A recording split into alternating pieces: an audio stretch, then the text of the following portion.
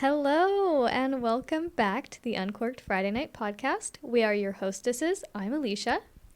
I'm Jess. And I'm Alex. And on today's episode, we're going to answer some questions about dating. Yes, so question number 1. Do you believe in love at first sight? I don't. I feel like you can see somebody and you can be enamored by them. Is that the right word? Yes. Enamored? Yes. And everything, but I think you have to actually know them first a little bit before you can I am in love with this person, in my opinion. I agree with that. I think you really do need to get to know someone before you can say that I love you. I mean, of course, you can find someone attractive and say, I feel a strong, intuitively connection with them, but eventually you actually have to get to know that person, sit down and talk to them. I think love at first sight can happen, but I think it comes off very lustful at first. So it's hard to say that you love someone immediately at first sight, because I do believe at the end of the day, love is a choice. It's not just a feeling. And if you're going to base it off a feeling, you're going to lose every time, because there are going to be days that you're going to be annoyed, upset, and pissed off at your partner. But at the end of the day, love is a choice. Yes. Alex is always dropping bombs over here. If she was holding that mic, she'd just have to drop it. Question number 2. What are some of your biggest challenges in relationships? For me, it would be communication. I need to get better at that effective communication between my partner and I, because I can get very passionate when I'm feeling any sort of negative emotions. But instead of communicating with my partner in an effective manner, I tend to allow my emotions to take control, which, something I need to work on. I have a question for you. Do you, by letting your emotions take control, do you kind of avoid having any conversations about whatever's going on, or is it more like you're just upset and you don't want to even try to talk about it because that's all you can think about is that you're upset? No, if I'm upset, I'm going to let that person know I'm upset. If I'm angry, I'm going to let them know I'm angry. Okay. But that I don't want to talk about it. I'm going to let you know I'm feeling this way, but now I'm going to go away.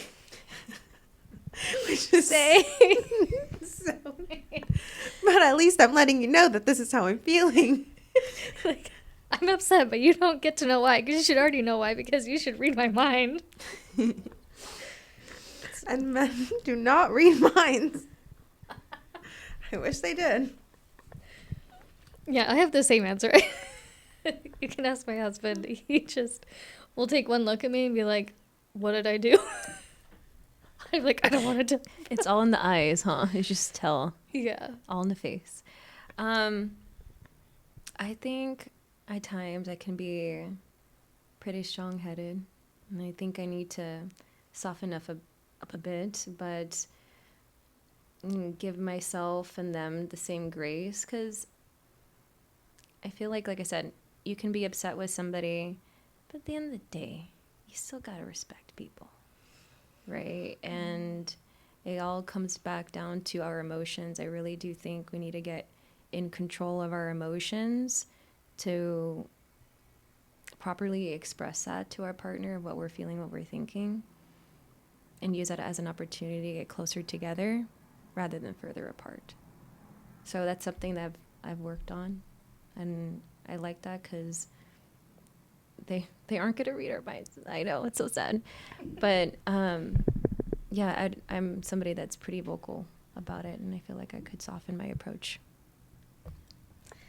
I think something for men to learn to do is to read our minds. Just throwing it out there. Question 3. Do you accept coffee dates as an acceptable first date? I don't know. I'm going to be honest with you. If you're not really feeling the person, if you're 50-50, I can see how that works. And I feel like if you're truly invested and really see that this like potentially going somewhere, I think you'd want to court them properly and take them to like a dinner date. And I just felt like other than that, it might be just like a waste of time for people who may not be viewing dating seriously. So I think you can balance it out between dinner dates and coffee dates, but it really shows you the level of interest by how much effort they put in. I see it like that as well. I think it's a good kind of starting point to see if you are interested in somebody. I don't think you should try to find out if you're interested in somebody over like texting for a little bit, you know? I think you need to have that in-person connection conversation, and then from there decide if you want to be more intimate or potentially have a relationship with that person, and then go on more of a traditional type date. But would you guys consider that as a first date, since that's the first time you both are meeting in person? Or what would you consider that? I don't think so. No. I don't think it would sit well with me, because I'm like, if you're going to be asking somebody out, you're just not, I mean, this goes for guys too. Don't just ask every girl out. Be intentional who you're asking out, so you're not wasting your money and time with people who clearly aren't going to be a good match for you. But I do think if you're courting someone properly, you're going to want to take them out, treat them well, open the door for them, you know, pay for the dinner and stuff, and get to know them. But I think it just shows you the level of interest and the intention of the man. I think that it could turn into a date. I feel like I wouldn't necessarily call it a date for me. It just seems more like, hey, do you want to grab coffee? And then you grab your coffee, you talk, and then decide, you know, maybe later, do you want to grab some dinner? And then that's, you know, a date. Yeah, I would agree with you as well. I think it's a great starting point to getting to know someone over coffee, because it allows you to both sit down and really just have a conversation, an open conversation with each other. And you're not in an environment filled with so many distractions. I got to say this real quick. If that you were interested in the guy, genuinely, wouldn't you want to go on a dinner date with them versus a coffee date? Personally, for me, I think I would want to do a coffee date only because a dinner date is very romantic for me. And a coffee date, it's more of a, I'm getting to know you. It's a lot more of my type of environment where there isn't so much noise. We can sit down, enjoy a nice beverage together, have an open conversation. Like, I'm not feeling like obligated to sort of like be in a romantic environment, because I see dinner dates as very romantic and intimate, and opposed to a coffee date that's more casual. And I would rather start off with a casual date than lead to a more romantic date if I see this moving forward. So would there be a potential on going on coffee dates with people that you may not have had like full interest in? No, if I didn't have any interest in that person, I would just cut it off at that first meeting. But if I did, I would want to continue having casual dates. And a casual date would be like a coffee scene, and then lead into a more romantic scene. Okay. Next question. Does a man have to pay for the first date and every date going forward? Yes. Yes.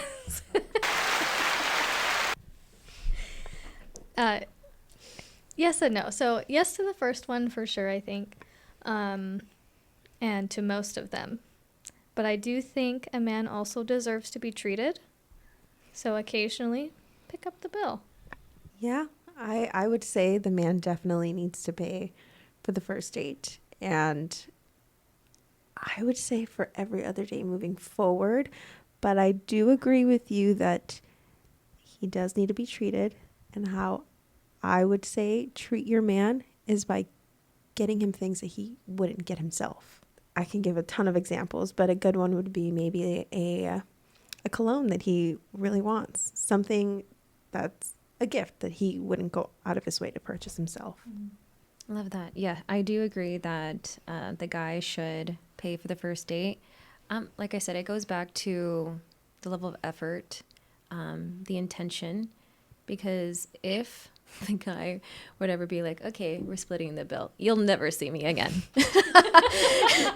To me, you haven't been raised well. And it's like,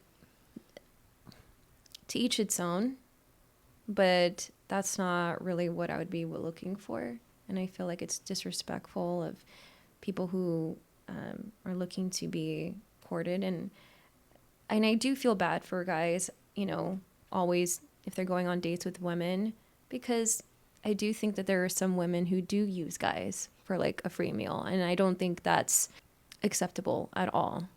Like, that's honestly so messed up, and it's ruining it for the other women out there who are looking for genuine, honest, real, fulfilling relationships.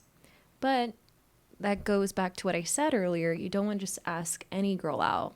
Use your discernment on picking those women wisely. What are your intentions on going out on dates? Are you looking to have a girlfriend? Are you looking to get married? Or are you looking for like a quick hookup? Chances are he's probably not going to, for a quick hookup, they're probably not going to take you on a date. They'll be like, let's meet at the bar or come over. And you're like, ew, grody. Next question. What are some of your deal breakers and non-negotiables? Physical and verbal abuse are my top for sure. And then, there's so many, but as soon as you start to get physical with me, that's a deal breaker. Goodbye. As well as substance abuse. I will pass on that. I would have to agree. Physical and verbal abuse as well. I feel like a lot of people don't talk about that can happen in a relationship is SA. Non-negotiable, not okay. Deal breaker for sure. Yeah. I would say any form of disrespect. So things as simple as letting your partner going to sleep upset. They should never question their love or your love for them. And that's why I'm saying, like, sometimes some people may get upset, but they should always feel like you care. That you're not just going to leave the relationship because you're mad at them or doing anything petty, right? So I'm like, oh, you pissed me off today, so I'm going to do this out of spite. And I'm like, whoa, that's toxic. Toxic behaviors. People who can't control, like, their temper or who constantly cuss or use any degrading terms, calling you, like, names, unacceptable. If they're not working on themselves, and I say this because if I'm working on myself and I challenge you to be a better version of yourself, you're going to see that as a threat. You're going to take that as she's controlling me or she's telling me what to do or whatever the case may be. But in reality, I'm just holding you accountable on something you said you'd do. So, and then, lastly, integrity. For me, like, if their words and actions don't match, believe them, take them who they are. They clearly are inconsistent, and inconsistent people or unreliable. Don't have them around. Next question. What are your love languages? Physical touch and quality time for sure. And also my third one, acts of service. I really enjoy it when I come home and my husband has folded the laundry or done the dishes. It's really great. But yeah, those back rubs. Yeah. Yep. Aw, That's it for me. so cute. I would say quality time for me and words of affirmation. I hate to admit this, but I need so much reassurance from my partner. And it probably has to do with a lot of past trauma, but I need my partner to continue reassuring me or just telling me I love you as much as he can, because I'll say it back. And as well, yeah, and just quality time. I would say quality time too. And because to me, that's one thing you can never get back. You can never get back your time. But not just we're in the same room, you know, and you're on your phone and I'm on my phone. No, we're spending quality time together.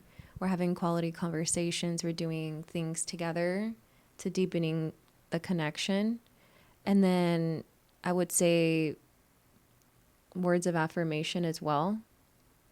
I should feel like I can hear the words like, I love you, you know, or you mean so much to me. Then also acts of service too. Everything, to be honest with you. Really? But number one, quality time. Yeah, because the other ones are it's quality time, acts of service, words of affirmations, gift giving, Gift giving. And physical touch. and physical touch. Oh, physical touch. Yeah, okay, everything, guys. I mean, they're all important. It's just a They matter are, of like yeah. what level of importance are they to you. I feel like, to me, like there's so much in physical touch that doesn't always have to be sexual, like touching their arm or their back or their hand, and just it's like it just feels so good. Like hugs are amazing, cuddles are the best, you know. I feel like that's releases dopamine, serotonin, all those warm, amazing feelings when you connect with your partner. I feel like that kind of goes hand in hand with quality time for me. Like we're doing good, we feel good, we have quality conversations, quality time. Just want to touch you. I love you. Touch your face, touch your beard. Keep hitting this. Touch your face. I don't know. I'm a really touchy person. Yeah, me too. I never thought about it until I learned about the love languages, but I literally feel more loved if after a long day of work we're, you know, spending our quality time together, you know, we have our shows that we watch, but when he starts like rubbing my feet, I feel more loved. I'm like, oh, he loves me. Oh. It's just like now it's a conscious thought, but before it was just like, it was subconscious. I love really long hugs. Like I never thought I would be a physical, like touchy person, but I love hugging my partner. Like I just love like a good 15 Mississippi second hug. All right, next question. This is our last question, by the way. What are some tips you'd give to those in today's dating world? Be intentional, guys. Be intentional with what you are wanting and seeking. And if you decide to go out into the dating world, have questions prepared to know before you go into dating someone exactly what you're looking for. Make sure you have your own morals and values set before you start going out and meeting new people. Do not hope or assume or even think that you can change them. Don't settle. Yeah. Don't settle, because there are people out there that I feel like are in relationships that shouldn't be, because they're afraid to leave because they don't think there's somebody better, that a better match for them out there. I'm not saying, oh my God, if your relationship is perfect, leave. But when it comes to core things like common values, right? If you guys have completely different values, it's not going to be sustainable in the long term. Have an idea of what your values are, what your deal breakers are, what your non-negotiables are. And when you are on dates with people, be logical about it too. Don't just talk to that hot guy because he's like 6'5", and but if he's inconsistent, not showing up for you properly, let it go, because 6 months down the line, you're going to be in a situationship with him and then having to end that, and that's going to be super hard. I'd rather you end things early and trust your gut on ending things early with somebody than seeing how this goes. And I do believe when people are dating with intention, the guy will kind of tell you what it is that he's looking for. Believe them. And it'll be backed up with action. Yeah. Inconsistency should be a sign of lack of interest and lack of maturity. Move on. I think for women also, really trust your intuition. I think we have such a strong intuition. Trust it. I would say love yourself enough to not ever put up with disrespect. That's a big one. Like, Ever. truly learn how to love yourself before getting into a relationship. Communicate your needs, communicate your wants, and set proper boundaries. And if you can't be yourself, red flag, leave. I think also if you're trying to find your life partner, you need to have the tough conversations early. Oh, yeah. You know, if there's things that are really important to you, having kids, for example, have that conversation Yes. before you're in deep. And if you're afraid to have these tough conversations, I think you got to be really honest with yourself. Because are you afraid to have these honest conversations because you're afraid that they're going to leave? If that is the case, then you're just delaying what is inevitable. Somebody who's dating with intention and who really cares and loves and respects you will be willing to have these conversations, and it'll tell you whether or not that they're emotionally intelligent. At the end of the day, this is your potential future significant other, your husband, your wife, the father or the mother of your children. They're going to be with you through thick and thin. You know, in all reality, they're going to be there when, like, your parents pass, when you guys get a mortgage, like raising kids. Do they have the capacity and the willingness and the resilience to go through this with you? Exactly. I don't know if I want to start this conversation now, but I feel like for a man, it's just in their nature to want to protect and provide and support their family. Like, it really is. 100%. And that goes back to what type of relationship that you want. And you're not wrong for wanting certain types of relationships. If you're meeting people that aren't the match for that, that's okay. Like, just realize you don't need to lower your standards because you think everyone else is doing that too. You're going to regret lowering your standards because you're not reaching for what you know is possible. Surround yourself with amazing friends that have amazing relationships to set the standard for you, to know it's possible for you. Jazz Say hands. less. Woo. And on that note, We will see you next time. Bye.